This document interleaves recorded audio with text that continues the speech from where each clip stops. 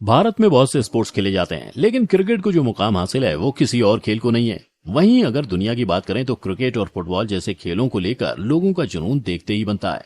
सिर्फ आम जनता ही नहीं बल्कि मीडिया के लिए भी ये मनपसंद सामग्री बने हुए हैं।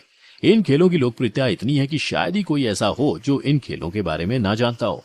अब इंडिया वर्सेस पाकिस्तान के मैच के लिए पिछले एक साल से लोग बेसब्री से इंतजार कर रहे हैं। वहीं अगर किसी मैच में रोनाल्डो और मेसी खेलने मैदान पर उतर जाते हैं तो टीआरपी मीटर फाड़कर बाहर आने का इरादा कर लेती है। वहीं कुछ खेल ऐसे भी हैं जिनके बारे में शायद ही आपने कभी सुना हो।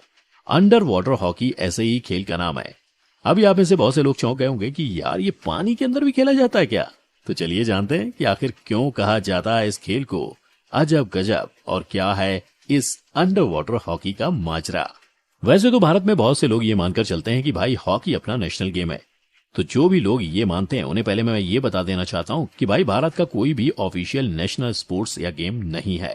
खैर, अब अंडर वाटर हॉकी पर आते हैं। जमीन पर खेले जाने वाले हॉकी और आइस हॉकी तो काफी समय से लोगों के बीच प्रचलन में रहे हैं और आपने इसके बारे में खूब सुना भी होगा और बहुत से लोगों ने इनके मैच भी देखे ही होंगे। पहले आप इस मैच के थोड़े से क्लिप्स देखिए, फिर आपको बताएंगे कि ये कितना शानदार, मजेदार और आसान है। देखने में ये जितना खूबसूरत है उसके हिसाब से अंडर वाटर हॉकी अभी तक ये पहचान नहीं बटोर पाया है। इसकी शुरुआत 1954 में पोर्ट्समाउथ के आसपास यूनाइटेड किंगडम से मानी जाती है। इसे शुरू करने का श्रेय एलन ब्लेक को जाता है। एलन साउथ सी सब एक्वा क्लब के मेंबर थे और वो खुद एक गोताखोर थे।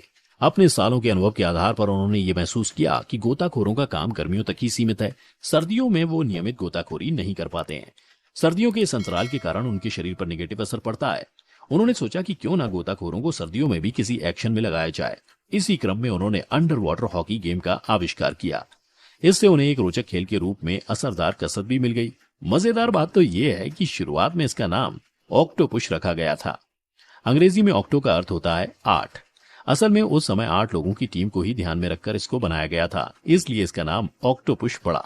कनाडा ने की पहली विश्व चैंपियनशिप की मेजबानी। आगे जैसे जैसे गोताखोर इसे नियमित रूप से खेलने लगे वैसे वैसे इसे महज एक एक्सरसाइज की जगह नए स्वतंत्र खेल के रूप में पहचान मिलनी शुरू हो गई। 1954-55 में इसे अलग अलग क्लब्स के बीच प्रतियोगिता के रूप में खेला जाने लगा। इसके बाद ये खेल जल्द ही दक्षिण अफ्रीका, फ्रांस, कनाडा और ऑस्ट्रेलिया और फिर बाकी दुनिया में मशहूर हो गया। 1970 के दशक में इन सभी देशों ने national under water hockey championship खेली। इसके बाद 1980 में कनाडा ने पहली विश्व चैंपियनशिप की मेजबानी की, जिसमें 5 देशों ने भाग लिया था।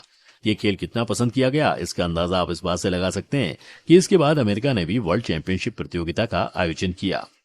यह आयोजन 1984 और 1998 में किया गया था। वर्ल्ड चैंपियनशिप की शुरुआत के बाद तो इस खेल की लोकप्रियता हर साल बढ़ती ही चली गई। सन 2013 में इसकी 19वीं वर्ल्ड चैंपियनशिप प्रतियोगिता हंगरी में खेली गई। आज इस खेल को 36 से ज्यादा देशों में खेला जाता है। ऑस्ट्रेलिया और न्यूजीलैंड में तो इसे बेशुमार प्यार और इज्जत दी जाती है। हालांकि ये खेल अब तक ओलंपिक में अपनी जगह नहीं बना पाया है। बात भारत की करें तो अप्रैल 2018 में देश में पहला under water hockey practice match खेला गया। इसी के साथ ही देश के खेल इतिहास में एक नया अध्याय जुड़ गया। Under water sports association of India की ओर से आगरा में इस मैच का आयोजन किया गया था। हालांकि भारत में इस खेल को लोग अभी भी ज्यादा नहीं जानते हैं। सांस रोककर खेला जाता है ये खेल की शुरुआत में दोनों टीम पूल के एक एक किनारे पर खड़ी रहती हैं और पक पोल के बीचों बीच रखा होता है। रेफरी के सीटी बजाते ही दोनों टीम पक को कब्जे में करने के लिए टूट पड़ती हैं। हॉकी की तरह इसमें भी पक को गोल के अंदर डालने से टीम को पॉइंट मिलता है। शुरुआत में भले ही इस खेल में हर टीम में 8 प्लेयर हुआ करते थे, लेकिन अब ये संख्या बढ़कर 10 हो गई है। दूसरे सभी खेलों की तरह इसमें भी एक्स्ट्रा प्लेयर रखे जाते हैं। खेल के दौरान 6 खिलाड़ी पूल में मौजूद होते हैं और 4 खिलाड़ी एक्स्ट्रा में रखे जाते हैं।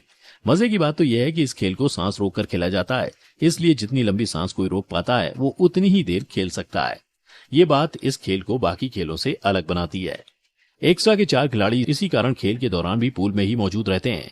खेलते समय अगर खिलाड़ी की सांस खत्म हो जाए तो ऐसे में वो एक्स्ट्रा में खड़े खिलाड़ी को छू लेता है। इसके बाद वो उस खिलाड़ी की जगह लेकर खेलना शुरू कर देता है। समय सीमा की बात करें तो ये 15 मिनट के 2 हिस्सों में खेला जाता है। इनके बीच खिलाड़ियों को 5 मिनट का आराम करने का वक्त दिया जाता है। जिस तरह हॉकी में गेंद का इस्तेमाल किया जाता है उसी तरह ये खेल पक से खेला जाता है, जिसका वजन करीबन 1.5 किलोग्राम होता है। जितना मजेदार खेल उतने आसान इसके नियम। जितना अनूठा ये खेल है उतना ही रोचक इस खेल को खेलने का तरीका। हालांकि इस खेल के नियम काफी कम है और आसान भी। असल में ये गैर संपर्क खेल है। एक खिलाड़ी अपने हाथ से दूसरे खिलाड़ी की गतिविधियों में हस्तक्षेप नहीं कर सकता है। इसके अलावा इस खेल में कोई ऑफसाइड नियम नहीं है। पक को दस्ताने से उठाने या बल्ले पर ले जाने की अनुमति नहीं है। पक को जानबूझकर बल्ले की जगह शरीर के किसी अंग से रोकने पर फाउल दे दिया जाता है। यदि किसी खिलाड़ी के नाम पर फाउल दर्ज होता है तो ऐसे में या तो दूसरी टीम को पेनाल्टी गोल दिया जा सकता है या फिर उस खिलाड़ी को कुछ समय के लिए खेल से निकाला जाता है। खेल के सभी नियमों का पालन हो रहा है, यह सुनिश्चित करने के लिए पूल में 2 रेफरी मौजूद रहते हैं। ये खेल पानी में खेला जाता है, इसलिए महिलाएं और पुरुष समान रूप से खेल सकते हैं, एक दूसरे के साथ भी और एक दूसरे के खिलाफ भी। खैर, ये बात तो स्पष्ट है कि जिस तरह से ये खेल पिछले कुछ सालों में लोकप्रियता बटोर रहा है, उससे वह दिन दूर नहीं कि ये जल्द ही ओलंपिक खेलों में भी अपनी जगह बनाने में कामयाब रहेगा। आपको क्या लगता है कि इस खेल को ओलंपिक में शामिल करना चाहिए और भारत में भी इस खेल पर लोगों को ज्यादा ध्यान देना चाहिए? आप अपनी राय हमें कमेंट करके बताएं। वीडियो अगर पसंद आई हो तो इसे लाइक और शेयर जरूर करें और चैनल को सब्सक्राइब करना